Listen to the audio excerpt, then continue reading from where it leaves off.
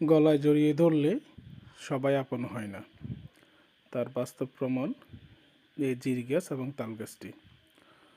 হয়তো একসময় অসহায় ভেবে ছোট্ট জির গাছটিকে তাল গাছ আশ্রয় দিয়েছিল।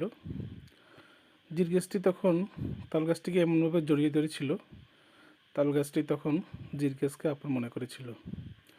কিন্তু সময়ের ব্যবধানে জির গাছটি তাল গাছের সারা শরীরে এমনভাবে জড়িয়ে ধরে নিজের অস্তিত্বকে জানান দিয়েছে যে এখন তাল গাছটি মৃতপ্রায়।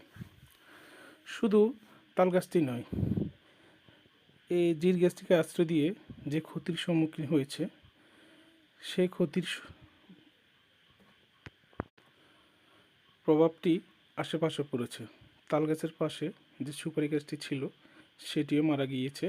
মারা যাওয়ার পরেও এই জির গাছের বাঁধনাকে ছুটতে পারেনি, তার তলা ভেঙে গিয়েছে, কিন্তু জির গাছের